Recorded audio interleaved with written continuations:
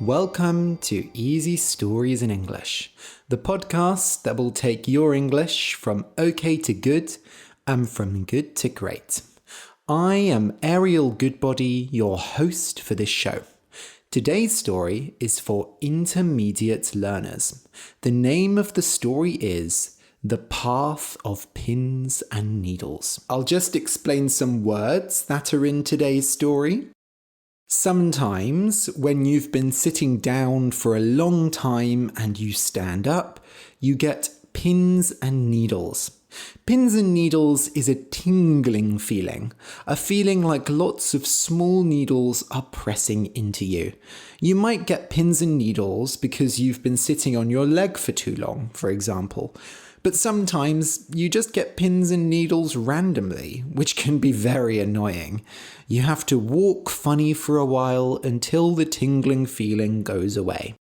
When you don't want someone to hear or see you, you sneak. S-N-E-A-K. And the past tense is snuck or sneaked. For example, if you want to steal something from your brother's room, you might wait until he is sleeping and sneak inside. You walk very slowly and quietly, and you try to stay in the dark so that people don't see you. Thieves are usually very good at sneaking. I am very bad at sneaking. I don't know how to move quietly. When you tickle someone, T-I-C-K-L-E, you touch certain parts of their body so that they laugh. If you want to tickle someone, the easiest place to go is their feet or the sides of their stomach. Parents often tickle children, or lovers might tickle each other. But a lot of people don't like being tickled because of the feeling that they can't control their laughter. When you stray from something, S-T-R-A-Y, you move away from it when you're not supposed to.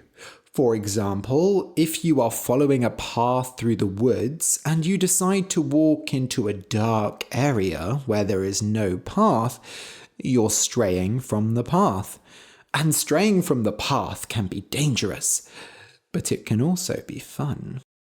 When a feeling gets the better of you, the feeling is so strong that you can't control yourself. For example, maybe you meet me and you see that I have a piercing in my nose. You want to know why I have a pierced nose, but maybe you think it's rude to ask, so you don't. But you keep looking at it, and eventually your curiosity gets the better of you, so you ask me why.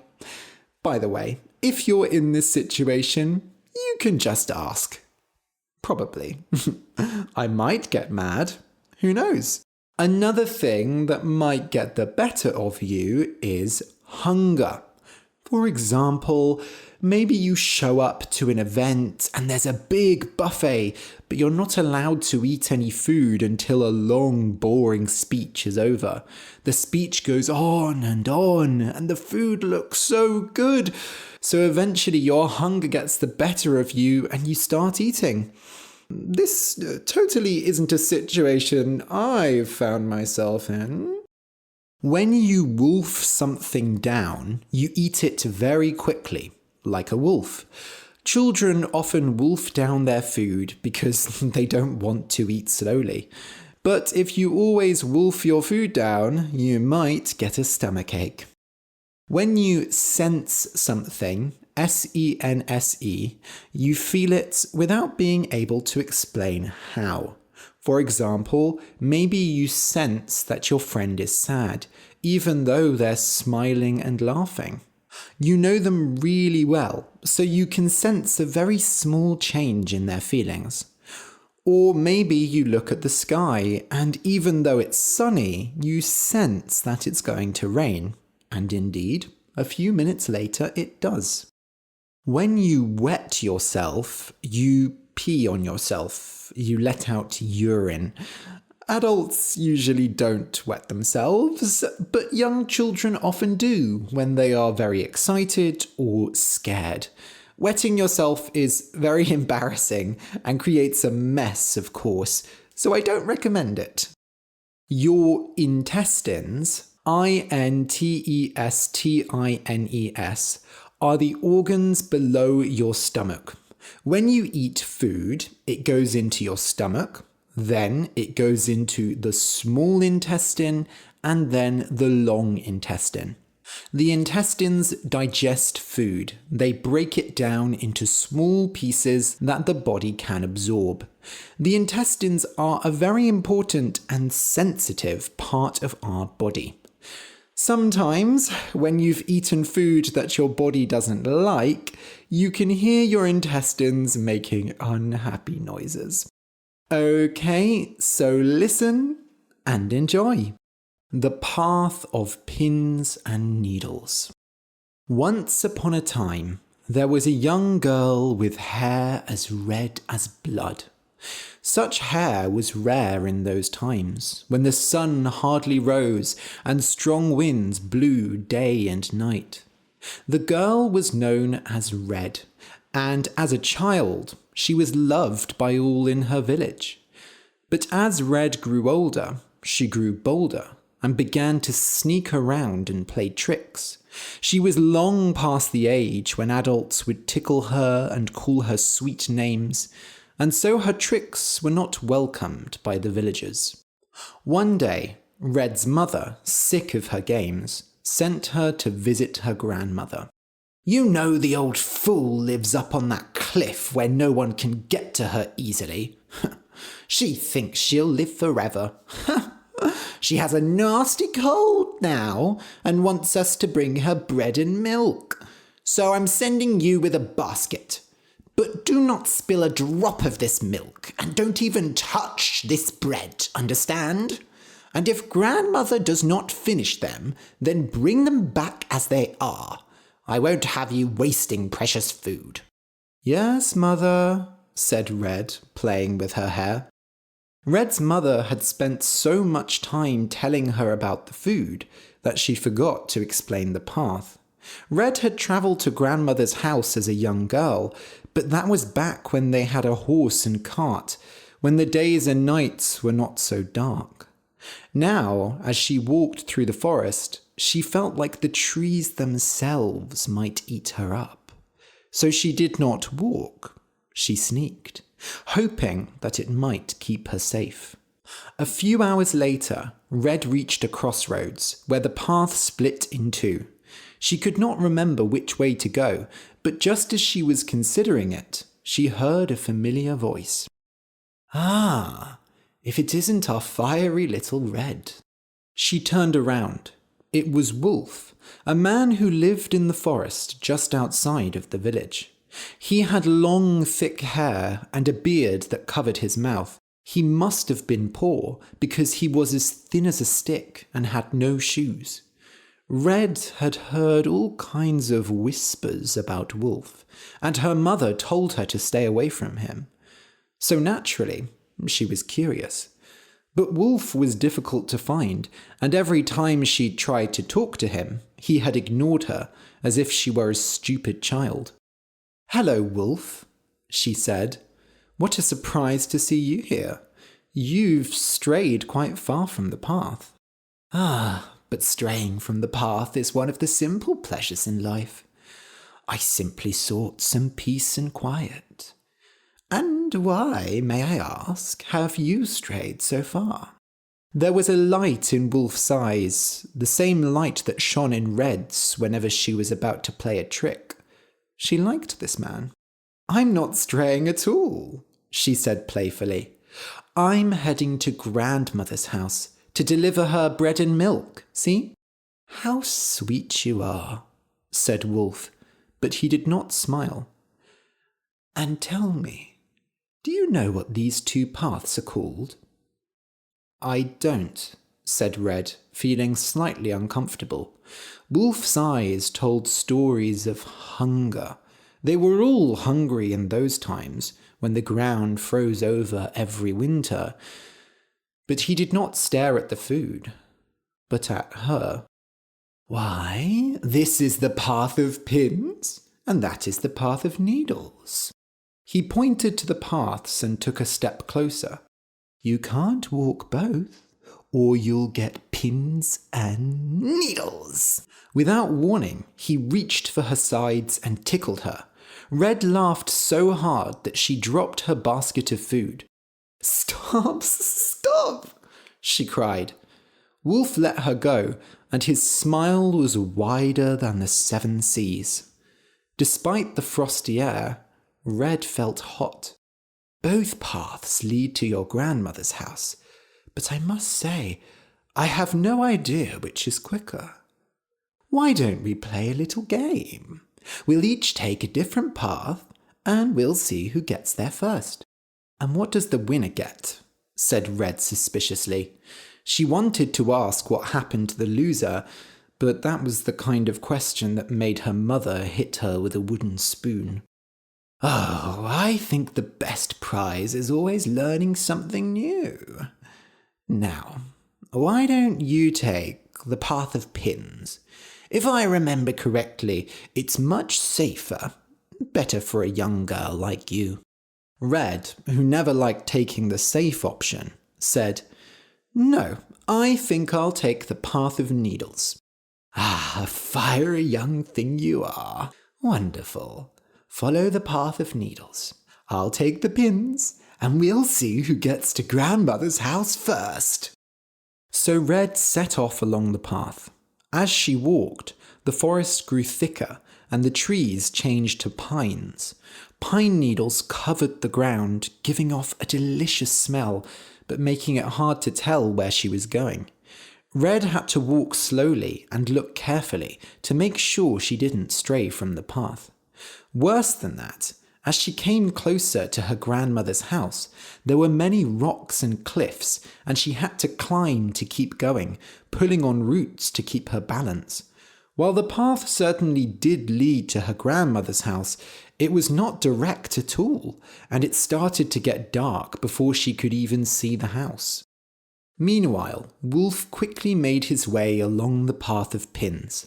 The path was named so because of the sharp rocks that made it hard to walk on, but Wolf was used to walking without shoes, and so he did not cut his feet on the rocks.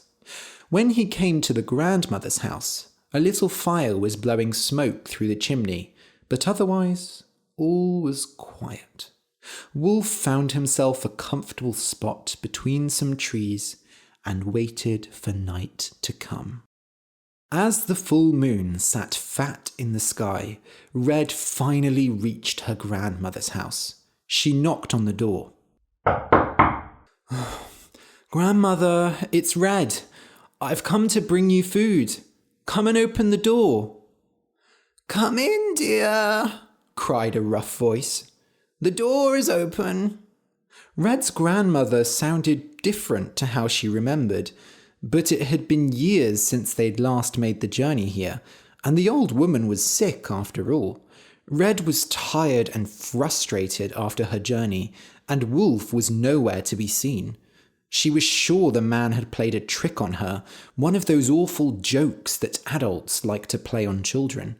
After all, he had tickled her like a stupid child.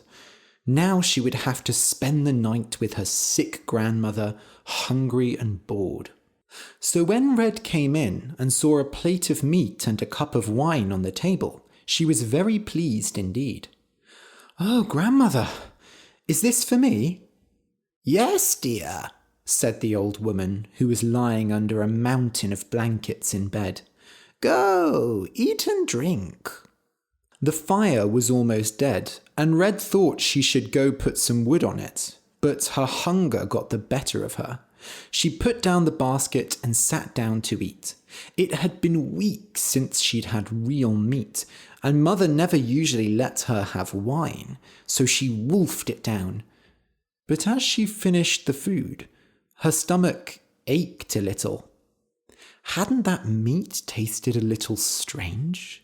And wasn't that wine much thicker than the kind her parents drank? Suddenly, Red felt very cold and tired, and she wanted very much to lie down. As if reading her mind, her grandmother said, "Oh, my poor child, you look exhausted after your journey. I wish I could offer you a warm fire, but I'm afraid I have run out of wood." "Perhaps you could burn your clothes. I have a thick traveller's coat in the cupboard which you could wear to travel back tomorrow." "Mother will be furious if I burn my clothes," said Red, "so I think it's an excellent idea." Red pulled off her coat, her shirt and her trousers and threw them onto the fire. She laughed as the flames eagerly ate them up, and the room filled with warmth and light. Now Red could see better, and she noticed that her grandmother was looking very strange. She had her hat on in bed, and the blankets covered almost her entire face, but from what she could see, the old woman was much hairier than she remembered. As if sensing her fear, her grandmother said, "Come join me in bed, child, and warm up your old grandmother. Otherwise, I fear I may not survive the night." "But grandmother," said Red. Her curiosity got the better of her. She had to know. "What big hands you have." "All the better to tickle you with, my dear." "But grandmother," said Red, "what big ears you have." "All the better to hear you with, my dear." "But grandmother, what big eyes you have." "All the better to see you with, my dear." "But grandmother, what big arms you have." "All the better to hug you with, my dear." "And grandmother, what a big mouth you have." Grandmother chuckled. "All the better to kiss you with, my dear. And I would love so much to kiss my dear sweet grandchild." The old woman's hand reached out and grabbed Red's leg. Red was so scared that she lost control and wet herself. "Oh, grandmother," said Red, tears in her eyes. "I have wet myself. Please, let me go out and wash myself in the stream." "Naughty girl," said grandmother. "You only want to run away, don't you? You want to leave your grandmother to die." Red's grandmother tightened her grip so that her sharp nails pressed into Red's leg. "No," said Red, "I would never do that."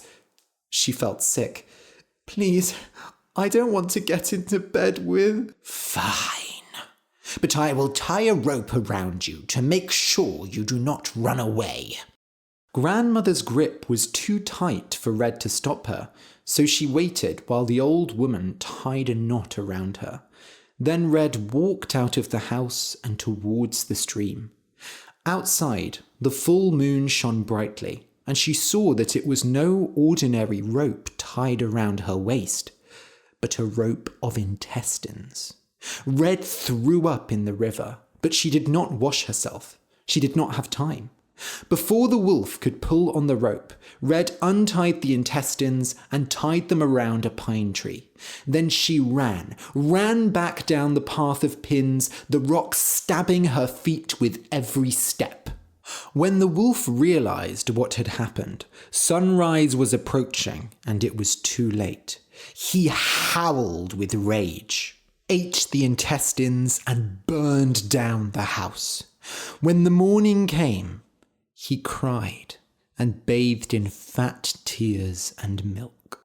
Red arrived home in the bitter cold of morning, tears frozen to her cheeks.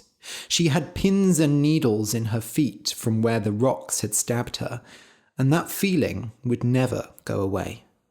Red told her mother what had happened, but her mother did not believe her. Still, they did not hear from Red's grandmother after that. And when they found out that the house had burned down, Red's mother said, "What a waste! That wood could have been used to feed a nice fire, and I'm sure she had gold hidden in there." From that day on, Red did not play tricks on the adults as she had before. She did not sneak around, and she never strayed from the path. She did not wet herself as children do. Nor did she laugh and cry, or stop to gaze at the full moon.